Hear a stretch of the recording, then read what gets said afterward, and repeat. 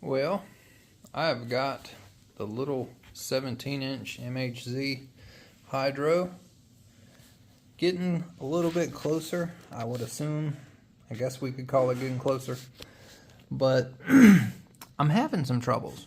Now, I've had a couple people talk about the motor that I chose to do is going to be too big, yada yada yada. I'm in agreement with that. This is a 2845. Now, I also have a 2835 coming. It's an eBay motor. They also have a 2040 motor on eBay. All these are these little $60 kits you see on eBay, right?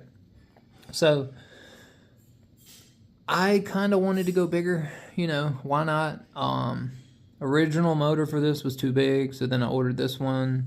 And I actually think I can get it to work, but the problem lies in the motor mount. So this is the smallest little micro wedge motor mount that you can get.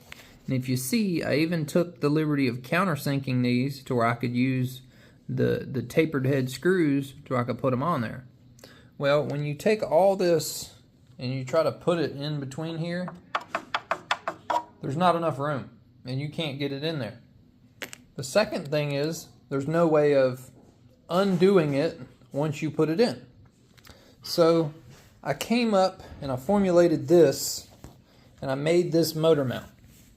So this is just a piece of aluminum, very similar to my Cheetah motor mount, and I just bent it like that. This used to be that custom trim tab that I made for the Traxxas Spartan, the extensions.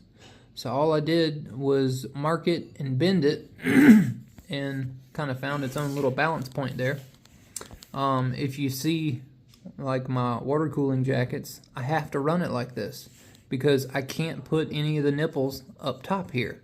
There's not enough room. I really needed a jacket where they come out like over here and then this one comes out over here and I could work with that. But you know, this is what I've got. I don't think it's going to get that hot anyways, with how small of a boat it is in the motor setup. But water is water. It's still going to transfer the heat, and I think if it shoves it in there enough, the water will fill up the entire cavity. But who knows? Who knows? But this is the only way that I can make it work. The cooling line has to come right by the motor mount there, and the cooling line on the back side is going to have to do the same, just like so.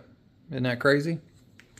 Now, the reason why I've got it out right now is to where I can make sure that I have the motor direction correct.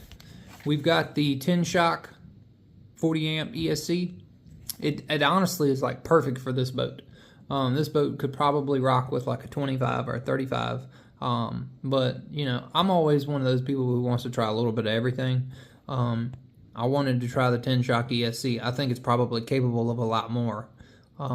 This thing is almost similar to the same size as my Kraken 120. So it's probably more on the lines of like an 80 amp ESC more realistically. But all I'm going to do is I've got some holes drilled in here to where I can have, you know, and I got a scar, make a couple more ribs on here to where it gives it spot for the epoxy to hook to, and then some to come up. And I may drape a piece of carbon fiber cloth over top of this once it's set and then kind of damp it down, because that was what was done with the Cheetah. And what I thought about using is a couple of things. So I've got this Gorilla Glue here, and it's like the E6000. And I also have JB Marine Weld, and then regular JB Weld, and then I've got plastic bonder. So these are just things that I've had. This is what I think I'm going to use, because this is supposed to be flexible. It's not going to, you know, it's going to have pretty good strength. You know, it's 2350 PSI strength, where this over here is 3770, and then this stuff here is like 5,000 something. Yeah, 5,000. So this should be enough to hold it. And the reason why I'm thinking this is because there's no way to change this motor once you put it in the hull. There's no way. So it's almost like set it and forget it. So I'm going to put the motor in there, and I'm going to show you what it looks like. All right. So this is what we've got. We've got just enough space on the bottom to where I can actually take the collet nut off if need. I can get all my wrenches in there. But you see there's no space. Even if you were to take the screws out, you're not going to be able to get the motor anywhere around there. So what I want a strong enough hold, a strong enough bond to where it will hold it in there. But also a weak enough bond to where I could theoretically take like a pry tool and go up in there with like a razor blade and cut it and then pry that motor mount back up and pop it up to where if I ever needed to get it out, I could. So that's literally what I'm having to do. I'm having to glue it down to where it will permanently hold, but only permanent enough to where I could actually change it if necessary. And I believe that theory should work because it's not really that much power. So I don't foresee an issue with that. But yeah, if I ran a really small motor, or like say an outrunner motor or something like that, it could probably work.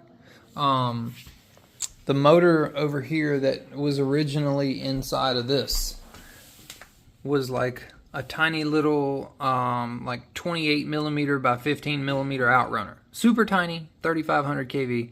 Probably, you know, it was enough to make this little boat do 29 miles an hour. So they're both 17-inch boats. So I don't really see why it wouldn't work, but I think we'll actually play with this in the near future. I want to put this little strut on the back of it, and you know, might as well, something to do. But I don't know, having a little tough time with it. The collet looks ginormous. Yeah, I honestly thought that would be smaller than that, but 4 millimeter by 130. So it just is kind of crazy. And then the ESC, it fits beautifully over here. So we're just going to run cooling in and then out the motor, and then in the ESC, and then out the ESC out of the boat. We're just going to do one cooling inlet. But the problem also lies is with the wires. So I got to make sure I got polarity right in the wires so the motor spins the right direction, because there's no damn way I'm going to ever get up in there and change them out. Like, yeah, I guess I could get 2 fine needle nose wire pliers up in there, but once it's set, that's it, you know. It's kind of crazy. Well, I don't know how much of that we lost, but my camera froze up on me. I'll see you during the editing process, but I'm going to go ahead and slide this out. We're going to pull the Tenshock ESC out. I'm going to slide this motor out. We're going to set it here. And what we're going to do, we're going to test and see what direction the motor spins to where we can figure out if I got to move those wires around. All the goodies. I think I've got the receiver still down in here. Yeah. So what we're going to use this little mini 4-channel receiver, because the boat is fiberglass, so we shouldn't have an issue there. And if we want to do a small external antenna, we can. But for right now, we're just going to, I'm going to get the servo, and we're going to test all these things, all these functions. Let's see here. Okay, let me get the servo and the battery and get the remote. All right, let's go ahead and turn the radio link controller on. Okay, we're good there. And I'm gonna test this little servo here because I had bad luck with this in the rigger, but it was an analog receiver, and I think this is a digital servo. So I don't think the two correlate with one another. Every time I would turn it, it just kept going around and around and around and around in a circle. So I guess maybe if you can change analog to digital or whatever, but I had to get a analog servo to run with that receiver, which this right here is an analog servo. But and then once I switched from a digital servo to an analog servo, it worked fine. But that was in the little rigger. So let's go ahead and plug the battery up. See what happens. We're going to use a really small 3S 1300 mAh. Okay. That'd be badass. Let's see. No. See, this one's doing it too. Watch.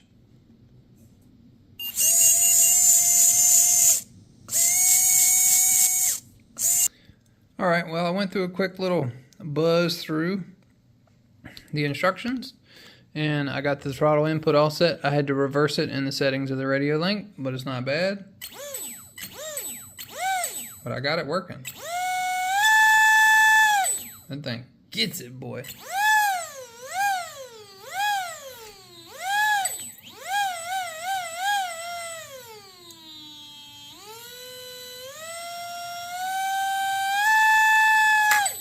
That's cool.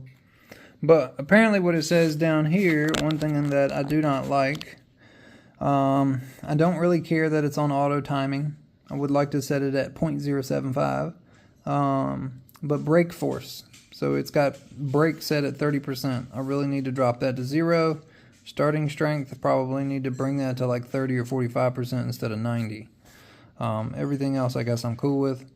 But I don't really know how to get into that setup. Alright, so I went ahead and used the Marine Weld 5-minute, mixed it up, and we put it in there. And I think it's going to actually do pretty good. Let's see if we can see. I don't know if it'll zoom in back there. I don't know if I can touch the screen. Yeah, you can see it back there. Okay. Let's see if we can do this. Touch there. Yeah, it looks pretty good. Let's touch there. Yeah. Alright, well, I had a popsicle stick in there kind of forcing it down. But I wanted it to rest naturally. That's kind of why I've got the boat on slight of an angle to where everything will rest.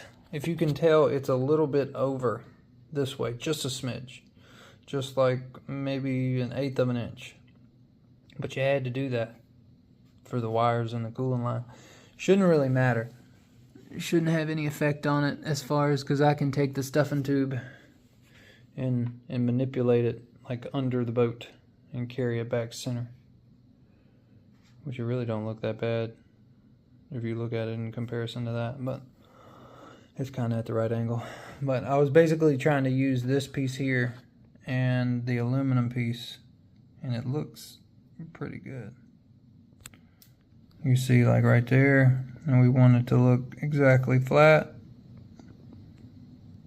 That looks pretty flush. We're just eyeballing it. We'll come back to it later, and we'll see how set up it is.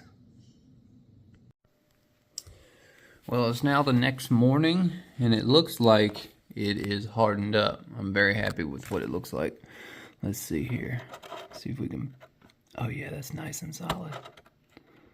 It's kind of like a semi-spongy material, because I did a test over here, and I don't know if... Let's see if we can focus on this. I don't know if the camera will focus. There we go. It's kind of spongy. You notice that? And then if you take it like this, unlike like hard JB Weld where you wouldn't be able to flex it, this stuff's got flex to it. So that's kind of crazy. Let's see how hard it is. It's attached to it. Oh wow, yeah. That's really on there. I don't even know if I can peel that off. Okay. So I was able to peel it off, but it took quite a bit of force. Yeah, it's different, that's for sure. But I think it's going to do great for what I did there. And then you got it here where I mixed it up. Normally, if you did that with a regular JB Weld or even plastic bonder, that little area would be hard and crunchy. That's a little hard, but yeah, okay. So looks like we've got the power system mounted in here. The next video, what I'm going to be doing is I'm going to be working on mounting the stuffing tube, the rudder, rear output stinger, whatever you want to call that thing, strut, micro strut, and then the little servo. And then we should theoretically have it good. Because hopefully my goal here is to have somewhat of a decent weight distribution. And if we look, like this is the point right here, right? So right now, the back end is still heavy and there's nothing in there. I mean, yeah, I do have a lot of cooling hose. Let's just do that. What? What are you doing? Get off of my windowsill. Let's just do this. This should kind of even out the weight of just the hose hanging there. So let's see, just behind the turn fin would be right there. And that's still a little ass heavy. Alright, let's try this. And then we can put the servo, let's just say we put the servo there. And for right now, we'll just stake the rudder because we're not hanging it completely on the back. We'll just hang it there. Let's see. I'm trying to get weight distribution somewhat right. Yeah, see, it's still tail heavy. I'm trying to find where the CG is. Okay, CG is right there. That would be about 1.25 inches behind the rear sponson. That's so an optical illusion in the camera. But yeah, it's right there. About, maybe I would say 1 inch behind this. Which might fall in to be perfect if you put a turn fin on it. And you try to mount it right, like right on the back. Then it would fall in line kind of where the turn fin is. So, who knows? But we ain't even got a battery in there. That's the problem. So, we can put the ESC here over on this side. And maybe we can cram the battery over here on this side. And right now it looks like 3S, you know. But my original plan was to try to bridge a battery across the back and have the motor as far forward as front as possible. But, you know, we'll see. We'll see. Well, the video's getting long, guys. I'm going to go ahead and end it here. Just wanted to kind of give you a little bit of update on the little mini hydro. I've just been waiting for stuff, and everything that I've gotten for it motor mount wise has been just nothing but a disappointment, you know. So it is what it is at this point. So we're just gonna put it together and see what happens. It's a micro 17-inch boat build. I honestly thought it was gonna be easy.